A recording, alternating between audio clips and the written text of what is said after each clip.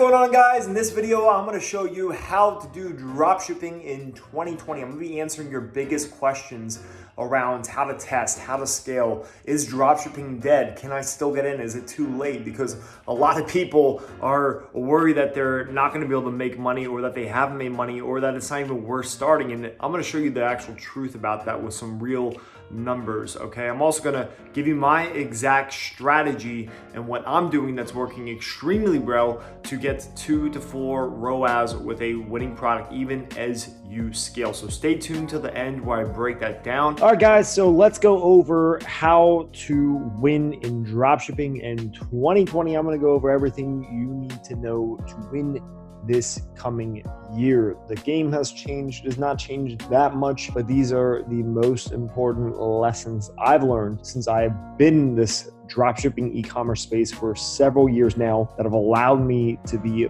profitable. And a lot of these lessons have come from what people have told me, and then having to learn the hard way on top of that myself by doing the opposite, which is sometimes the best way to learn, but I'm gonna help you avoid making the same expensive mistakes. So let's get started. This is gonna be great if you're a newbie, but it's also going to be excellent in value to you if you are already dropshipping and you need a better way to move forward with your testing and your scaling. So let's get started. First question, this is gonna be for anyone not in the game yet. Should I start dropshipping? Is it too late? Is it too competitive? You can absolutely still succeed in this business, okay? And here's the thing, is that a lot of people get started in dropshipping and they move into either helping other people do the same as a service in some way, shape, or form, or consulting, or maybe they move into their own brand, or they stay with dropshipping, right? Dropshipping can be a hustle. It can be, imagine like on a trip, vacation in some cool touristy city like Rome or Florence, right? And you see all the street vendors selling stuff. That's kind of what it's like to a degree. They're not sustainable vendors and businesses necessarily. More so, you're finding things that are selling and you're selling them, okay?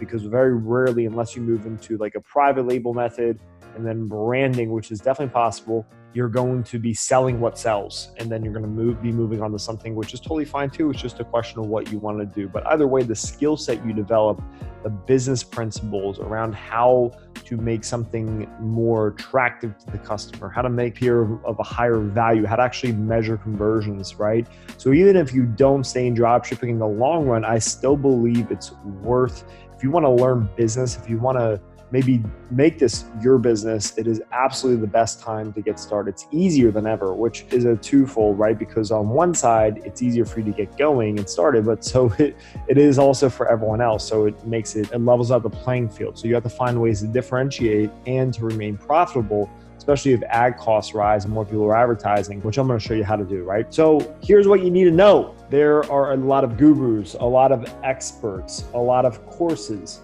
It's not that I've listened, I've been in business for 10 years now. I actually started with my first gym, which I still own, and before moving into more digital marketing, more drop shipping, e-commerce, brand work, and all the online stuff. And what I found is that having hired probably 10 different mentors, which have not been cheap by any means for private coaching, right, for high-level masterminds, is that a lot of them are regurgitating the same information that you see in YouTube videos. But the difference is, yes, there are some scam artists, I'm not gonna lie, right? And I've worked with one or two that were just complete bullshit.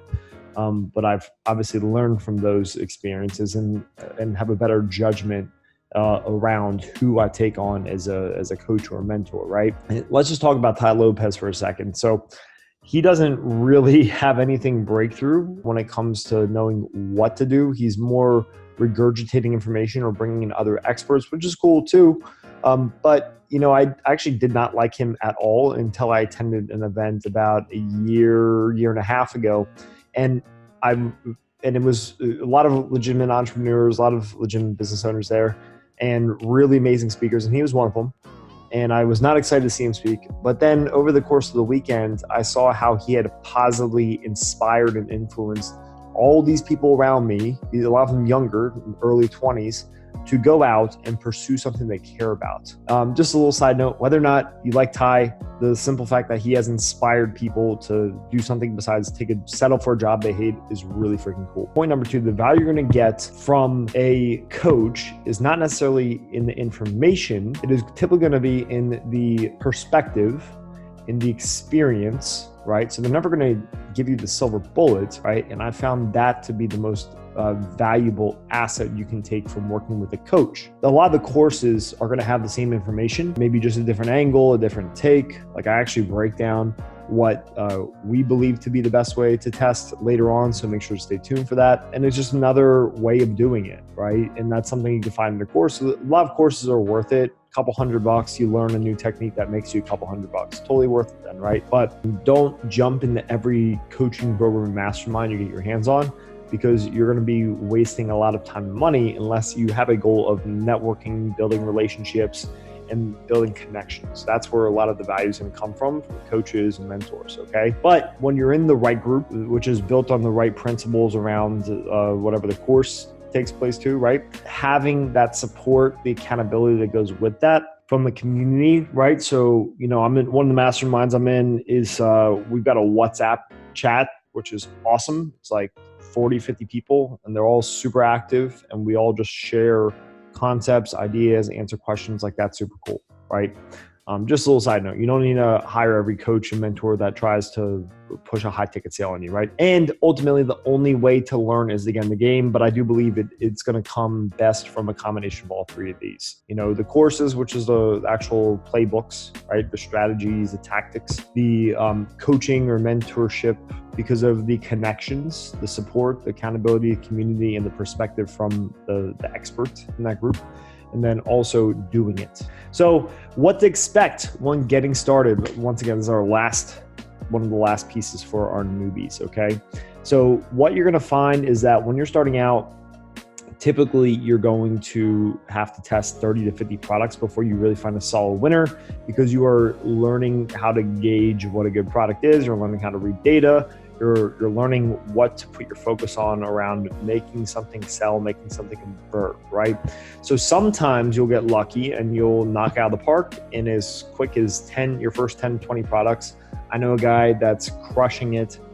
He does probably close to $1 million a month now, and he's only a year and a half in, and he hit it out of the park pretty strong with probably one of his first 10 or 20 products. So it is possible, but most likely the expectation you should have is you should say, okay, cool, I'm willing to legitimately test 30 to 50 products before I say, okay, what the hell am I doing here if you're not getting the results, right? But the number 2 is going to be creative is king, right? Which I'm going to talk a lot about. I talk a lot about it in my videos, okay? So what I mean by that is the ad copy, the video, the thumbnail, right? So that is going to give you an algorithmic benefit. So more visitors to your site for the same amount of money. And why that's so important is because if you follow what I talk about and also work to get your average purchase, your average order value up, meaning you get someone to buy 2 or 3 things instead of 1, then you will definitely be able to be in that closer to that 10 to 20 mark with number of products tested before you find a winner, okay? Because you can make an average product sell well. You can make a great product scale high, right? If you follow the things I teach, okay? You can make a shitty product get you some sales, but you'll probably still won't be able to scale it or run it for very long, okay? So the secret formula is going to be AOV plus low CPC equals winning in 2020. And this doesn't matter if you've been in the game for years, months, or if you're thinking about it or just getting started right now, okay? So those are the 2 secret weapons everyone has, and that's where the actual work comes in my opinion, right? So how to make money in dropshipping, and this is the absolute truth. So let's talk about the top one right here. Number 1, typically cost per purchase when you're advertising a product is going to be $10 to $15 on average, depending on your product price. I find this to be pretty consistent and true for anything that you're selling for 1 unit for somewhere between maybe $12 and 40 to 50 bucks. Okay, once you get maybe like $50 to $60 and up, the numbers change a little bit, right? So you have a bigger dollar margin. Let's say you're selling something for 100 bucks, it probably costs you 30 or 40. That means you got like 60 bucks to spend to make a sale. It may actually cost you $20 to $30 to make a sale, which is still cool because you're still putting $30 in your pocket every time if that's consistent. Okay, I do more low ticket stuff around the $15 to $25 range. So these numbers are specific to what I do, which is why I recommend you start as well, right? So I'm going to give some really good breakdowns and examples of how these numbers actually work. But the point is that we have to assume at best it's going to cost you $5 to $10 to make a sale. But as you scale, let's just assume 10 to 15 to be more conservative. Okay. Also, another big thing is too, going back to like the guru conversation, you see a lot of fat numbers, right? So like I did 100K in a day, I did 50K in a day. Listen, I've done 30K in a day or 28,607 whatever dollars, right? But what I found was that wasn't necessarily the best thing because my margin shrunk to maybe, I think it was like 12 to 15%, still a couple grand in my pocket for the day. But the problem with that is merchant account issues come, Facebook ad account issues come. And then obviously you get chargebacks just with the more sales you make. There's always going to be, depending on product, delivery time, anywhere from 0.5% to 2 or 3% of your orders are going to be result in chargebacks, which is going to tie back to merchant issues, right?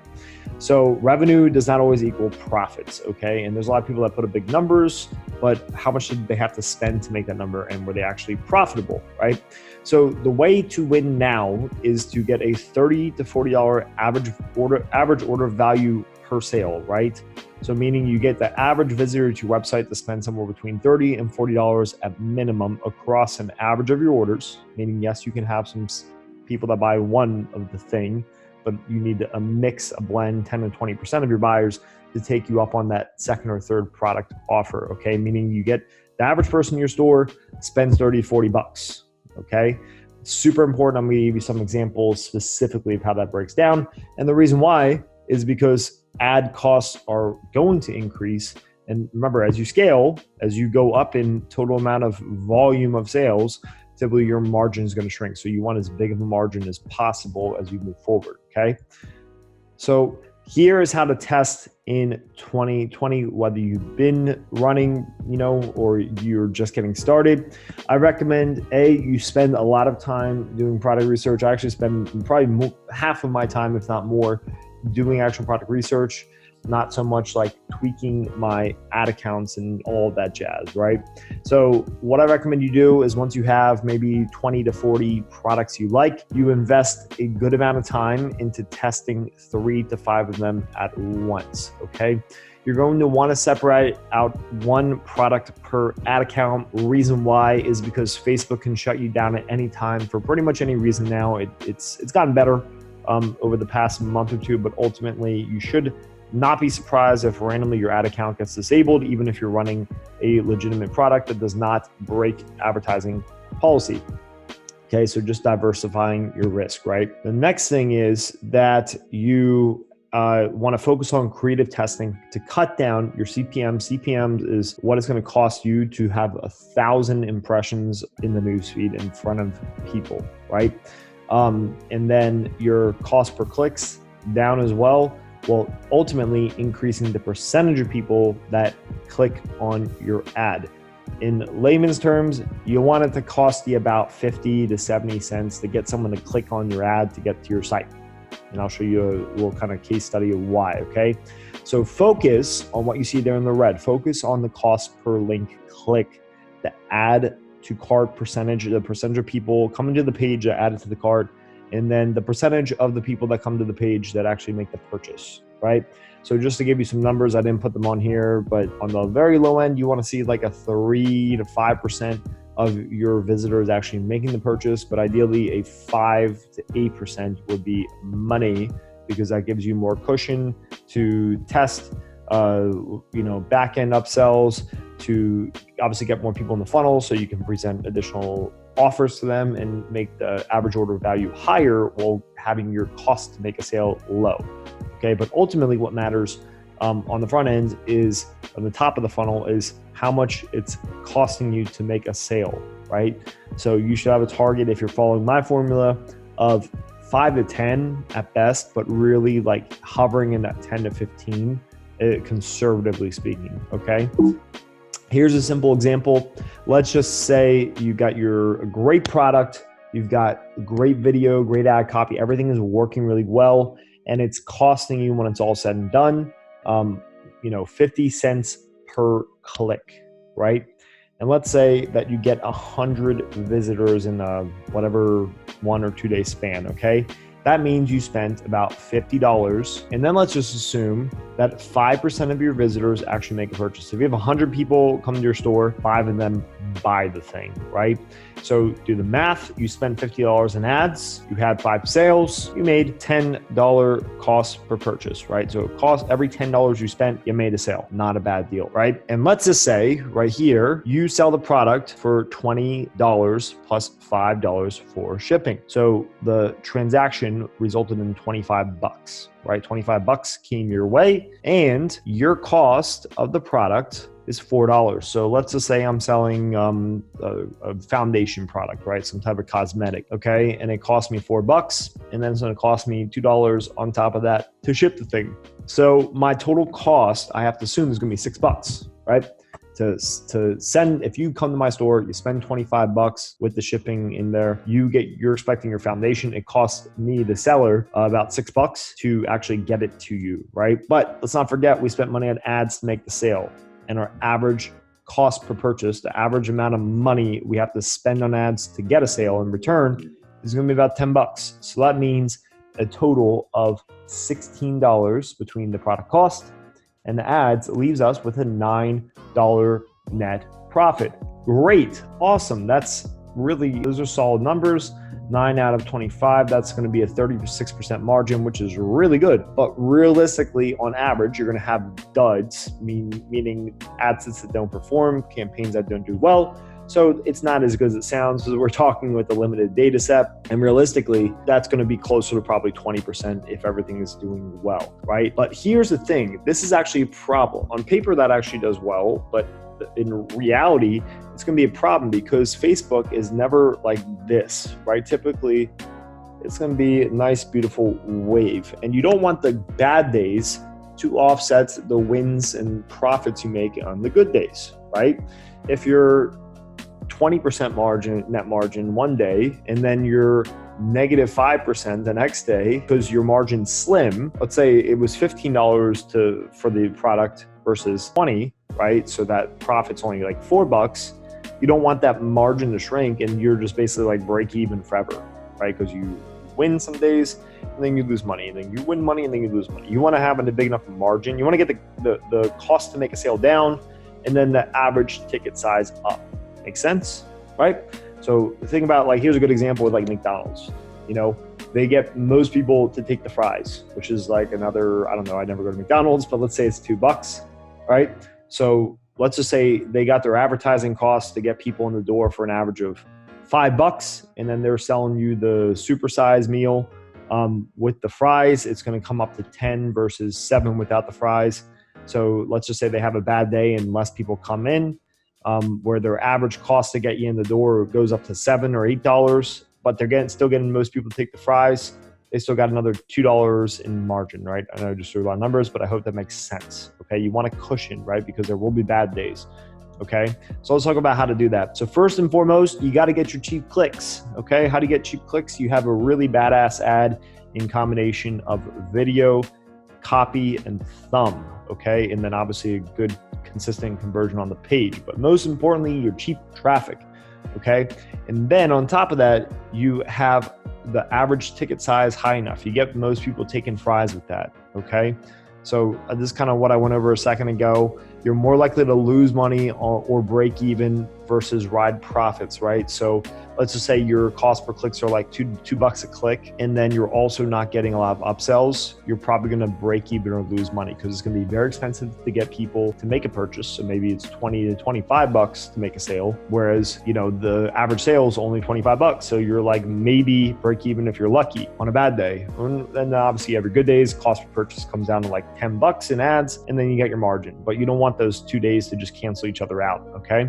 So on the other hand, and if you dial in your creative and you get cheap clicks, meaning more traffic for the same dollar, you can become more profitable on the good days and avoid losses while maintaining profits on the bad days. Okay. So yes, you can turn an average product into a solid, profitable product more often than not with this approach. Okay. So how do you create a higher average order value, or AOV? How to create a higher average order value. Here are the main tools I'm going to recommend you use. The top one there is called Intercart. Intercart is going to display an offer for another item of your selection after the sale is done, after the deal is done, after they put their credit card in, and then the purchase is completed. It will immediately redirect them to a product offer of your choice. Okay, really, really, really awesome app and what I use. Okay, so just to go back to my points here, to win, you must create a margin. Okay, a higher order value per customer does that. More of the same, and here's some examples of what to do. So more of the same product at a discount. For example, if I'm selling foundation and on my product page is 50% off, and then after the purchase is done, I display a second unit at 60% off, and then 10 to 20% of my buyers, 1 out of 10, 2 out of 10, you then offer a second unit at a bigger discount, and you get the average order up from, let's say, like 20 to $25 to $30 to $40. Pretty awesome, right? And the reason why this is so important is, well, everything we went over is you want to make sure that you have enough margin. So if you have a bad day or a slow day, you don't lose money, you still make money, which is really cool. Okay, you're in business, right, for a reason. You ultimately, the bottom line needs to add up. Also offering relevant items. This is another strategy too, because not every product makes sense. Like if I'm selling couches, right, it probably doesn't make sense for my average customer to buy two, or even if I give a really good deal. So maybe offering a sofa or a recliner with it would make sense. Okay. In this example, I was selling a neck brace this time last year, right? And I scaled that thing like a mofo. And what I found was that offering relevant items like a neck pillow that was specifically to cushion a sore, stiff, painful neck, that you actually would get a 10 to 20% uptake on that. So that's another strategy too. You can actually use both together. So maybe the first offer that you make after the sale is done is you first offer more of the same, and then the second thing you do is you offer something else relevant. So if I'm selling foundation, I offer a second bottle, and then maybe even 3 bottles, right, as a second upsell. And then the third upsell maybe is going to be a primer, or is going to be a mascara, right? So that's exactly what you would do. Okay. And you're not expecting 50% of your customers to take it, but it's realistic and fair to expect that 10 to 20% are going to. Okay. So some other apps that you could use, the two underneath, these are going to be pre-purchase, right? So the little V there, right? That's going to be displaying an offer similar to Intercart, however you want to customize it. A one-time offer on the cart page, right? So this will actually appear either above or below the product you're purchasing when you go to the cart to check it before your checkout. Some people don't like this because it could theoretically be one more barrier to the person that just clicking and purchasing, right? Which is true. So it's up to you if you want to test it. Ultimate Special Offers will create a really cool chart underneath the product, which tells them how much of additional discount they get if they were to buy 2, 3, or 4, and you can customize that whatever percentage you want. Really cool app. So the other thing with Intercart too is that it's a one-page checkout. So this is a good and bad thing. Okay, I've talked about this in other videos. But basically what I find is that on a one-page checkout, it's one less step and one less opportunity for the person to change their mind and back out of the sale or get distracted because of like a cute puppy video or a funny cat video or something, right? So it can give you a higher conversion. So a higher percentage of people are likely to go from checkout to purchase versus checkout step 1 in Shopify where they put their info in, and then checkout step 2 where they put their credit card info in, right? So that could create a barrier. You just have to test and measure what works best for you, for your strategy as a whole, okay? The drawback to the one-page checkout is that you won't capture as many emails because people will come to the cart, they'll come to the checkout, and they'll abandon the checkout because they don't change their mind, they don't like the shipping rate, whatever the reason being. The thing is that you're not going to capture their email like you would with the standard Shopify checkout. Standard Shopify checkout, that first page, no money talk. It's all just personal information, your address, your email, your phone number. So that gives you an opportunity to actually do SMS abandoned cart follow-up, email abandoned cart follow-up. So you will get more sales on the back end, but you'll have less sales on the front end theoretically because you're adding an additional step. So you just have to test and see what works best for you. So what the numbers actually look like, here's a really simple example. Remember that $25 sale example? The thing cost the customer $20, $5 shipping on top is what you're charging in this scenario. So your product cost is $4 with $2 shipping. So your cost for the total product, that first unit, is gonna be $6. And then the average cost per purchase in ads is gonna be about $10. So you got your $25 purchase minus 10 minus 6 leaves you $9. Cool, really good in the perfect world, okay? If we offer even one more unit for an additional 50% off, so let's just say we offer the same darn thing, but instead of $20, it's $10, that turns our $25 order into a $35 purchase. Why is this so important? Why is this so huge? Well, I mean, you can already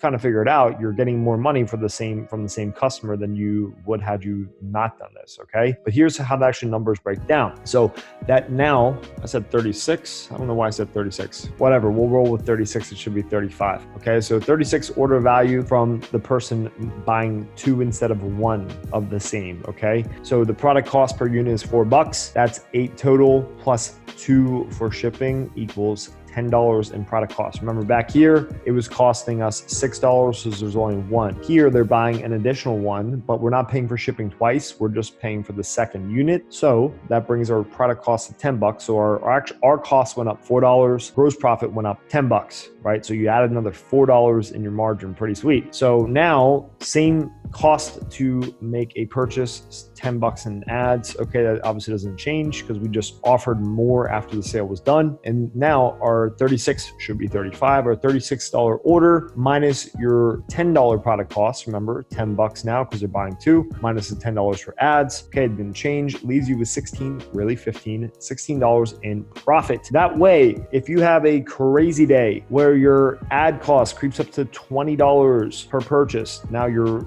average, cost per sale, CPP, cost per purchase in Facebook goes from 10 to 20, it doubles. You just have a shit slow day. Guess what? You're still making money. You're still making $6 in this example, but really 5 because it should be 35, not 36. But you get the idea. This gives you more cushion, more wiggle room, right? It's just asking if they want fries after, and people will take it. And this is how you win, especially in a world where ad costs are going up. So that is ultimately like the 2 biggest things I want to drive home, but there's a lot of other pieces I want to give you. So let's keep going. Okay. So what about fulfillment? Fulfillment's, a simple process. A lot of people overthink it. Unless you're looking to build a brand out of whatever it is that you're selling, keep it simple. Outsource this, a lot of this to your VA, understanding yourself, learn it. I'm not an expert in fulfillment. I'm really learning some other cool things around like private labeling and different options for dropshipping fulfillment in the US. But just to keep it simple in this example, especially if you're getting started out, is first do your fulfillment through AliExpress when you're testing, because a lot of times you definitely don't want to buy stock if you don't know if it's going to sell or let alone scale. Get an agent out of China once you're doing anywhere from 20 to 30 unit orders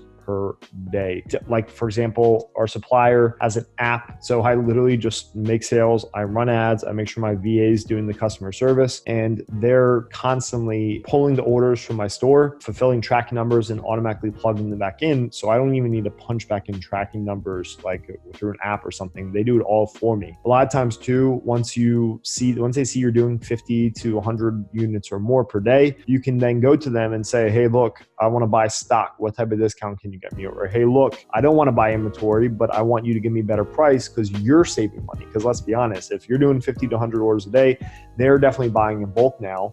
and they're saving money. So why not have them pass it on to you? Okay, so it puts you in a better position to negotiate. And you're going to find more reliability, more transparency, and more trust with a relationship-based fulfillment from a supplier. Okay, so super, super important, because some people on AliExpress will just take your money and leave you hanging. It has happened to me, and it will definitely happen to you, especially as you're testing products. So just be ready for that. Okay, so let's just talk real quick about product research. Product research, you can find a million videos on YouTube. I'm going to give you a simple example of what works so you don't overthink it. The first thing is spy tools do work great. They give you data, they give you information, they show you what's new, they pull things that you probably wouldn't find on your own, or not in the numbers that you would find on their own, right?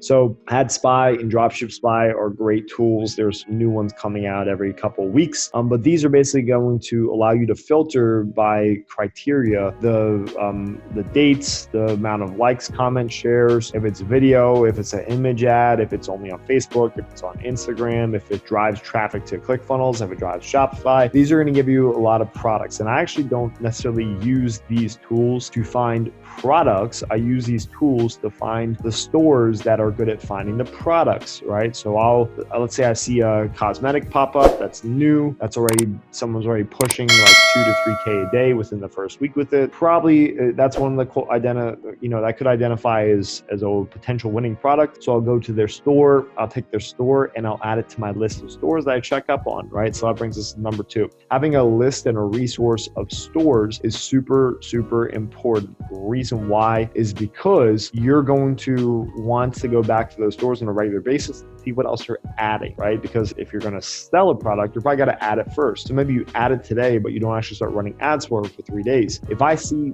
the products that you're adding to your store, that's going to give me ideas of what I can start testing today if I wanted to move first on it, okay? So you can use tools like CommaFeed that'll actually show you what's recently been added, another cool strategy, okay? But ultimately, that is what works, right? AliExpress is always going to work, okay? Or some way, shape, or form of AliExpress is going to work. There's a lot of brands on AliExpress that are made for drop shippers to just swipe and deploy. And I'll make another video around how to make creatives for your videos so you can differentiate yourself, right? Because that is super important. The days of just ripping a video and running it and scaling it to the moon are few and far in between. So making your own video is huge, okay?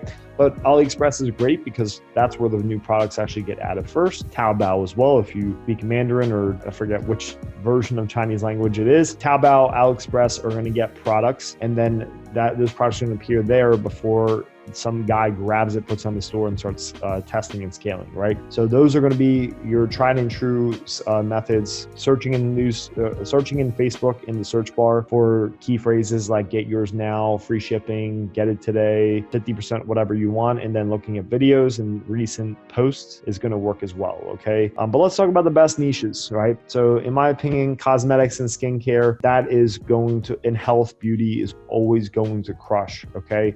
Because people are always going to want it. A lot of people are going to want it, right? And it's natural to buy more than just one, right? So if you buy lipstick, you're probably going to buy lipstick again in the future. If you, and you've probably been buying lipstick for a long time, most likely, right? So these are just some ideas that you could take: foundation, a matte lipstick, right? Or anything health centric, right? So like Facebook's kind of weird about a lot of this stuff, but the trade-off is that if you get a good product that is compliant with Facebook, you're going to be able to do really well with it, because it's going to be pretty cheap to make a sale, and people are going to buy a lot of them, which means that fits right within the example I gave you earlier. Okay.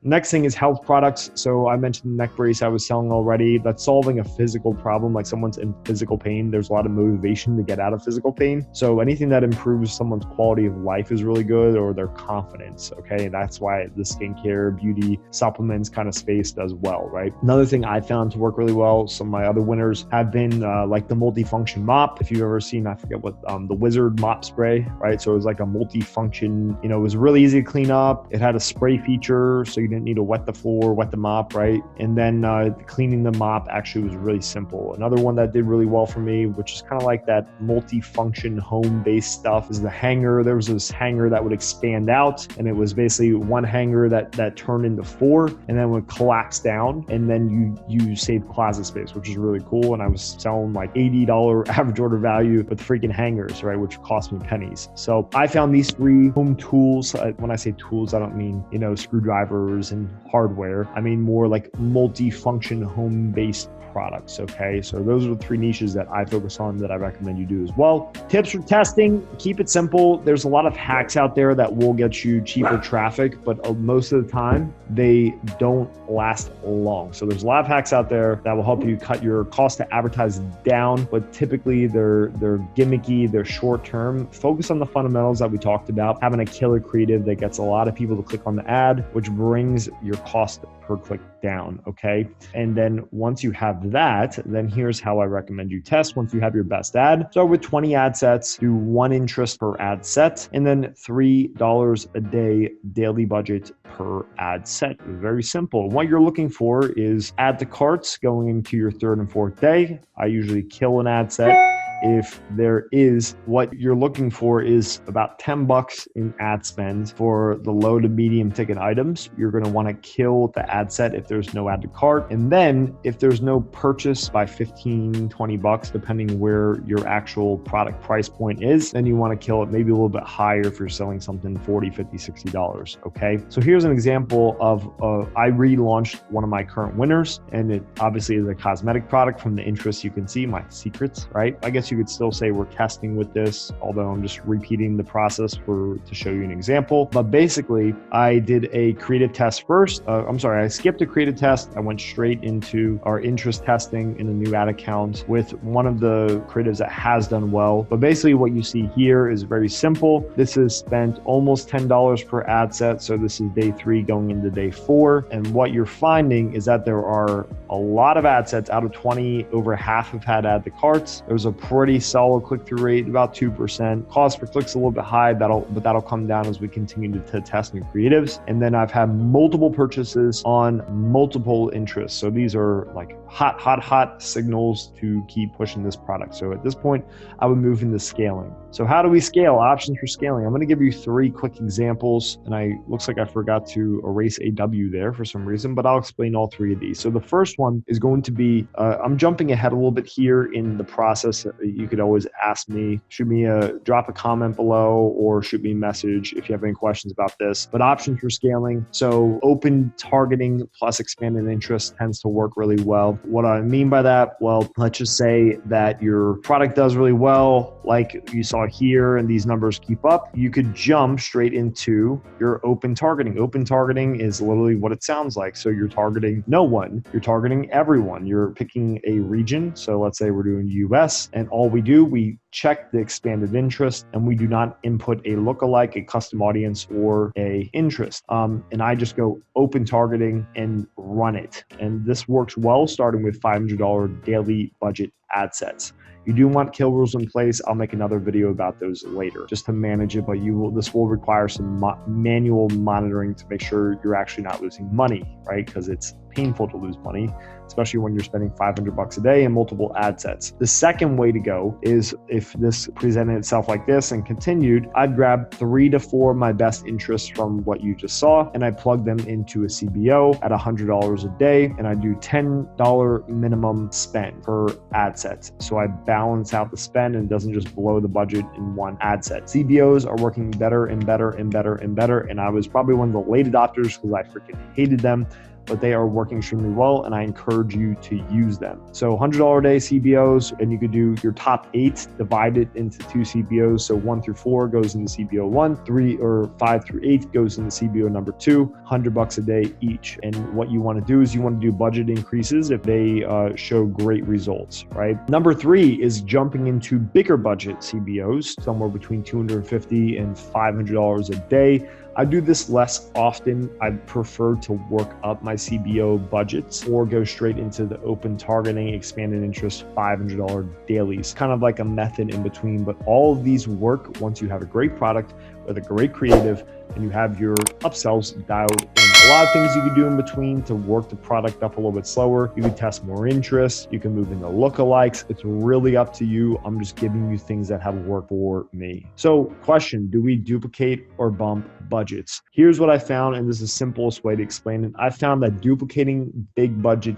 daily based ad sets, not CBOs, works well. I found that CBOs, however, respond better to budget increases, right? So for example, I start those CBOs at $100 a day. If I increase it maybe 20% every 2 to 3 days, if performance keeps up, I find that it's way more stable than taking daily ad sets and increasing the budgets. So that is what I recommend you do. It just depends on the strategy you go with. So here's my last few tips. First, creative is king. So getting a solid creative is essential. Getting that high click-through rate, low cost per click, low CPM is going to allow you to be profitable more often than not, and take a average product, make it good, a good product, make it great, a great product, make it scale to the moon. Second thing is upsells are absolutely essential. If you have a low average order value and you're not grabbing that or offering your fries after that sale is done, you are making a big mistake. You're leaving money on the table and your bad days are going to eat up your margin. Third thing is simple is always going to be greater than complex. So don't overcomplicate this. I used to do it so much. I found that just taking a calm, simple approach is way more effective, way more stressful, and you'll enjoy life a lot more, especially at the start when there are going to be days where you lose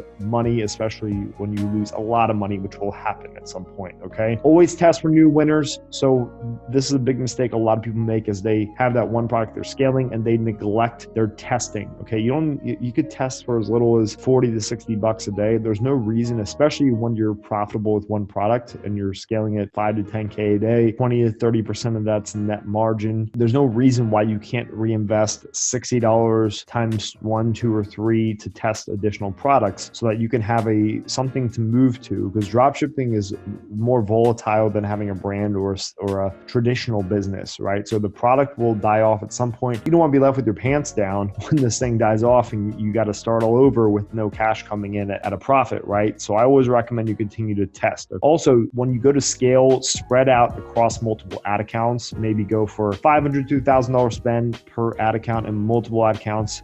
First reason, every ad account's gonna be a little bit different. So you may discover you're actually more profitable in another ad account. Second thing is, if you lose an ad account for some stupid reason, even if you're compliant with Facebook, you're not down, you're not shut down, right? So don't go ham in one ad account, spread it out across multiple. And last but not least, find a solid supplier and an agent, which all can be one, right? Someone that can negotiate better rates for you, someone that you have a relationship with, someone that's predictable, consistent, and reliable when it comes to fulfillment. So these are my top tips when it comes to winning in dropshipping in 2020. Please apply all these. Please ask me any questions you have. I'm super confident that anyone can succeed in this game that's willing to put the work in, okay? Now, go ahead and stay tuned. There's gonna be a video that's gonna pop up with this. Before you click on that, which you will want to, I'll tell you why in a second. Go ahead and like, comment, and share this video if it gave you some value. But the next video that you're gonna wanna watch is gonna be right on top of the screen, somewhere here. I'm still a little bit new to YouTube, so I don't know exactly where it's gonna be. But basically what I'm going to do is break down my product research formula in more detail. This is usually something I charge people for, but I'm just going to give it to you guys so I know if I help you enough. If I ever want to do like an event or some type of promotion, you'll probably find some value and then maybe want to do it too. Very straightforward, very simple. So I'm going to sign off now. Go ahead and click on that video and check out my product research method. I don't care if you've been doing this for 5 to 10 years, you will definitely learn something from what I'm going to show you, all right? Have a great day, guys.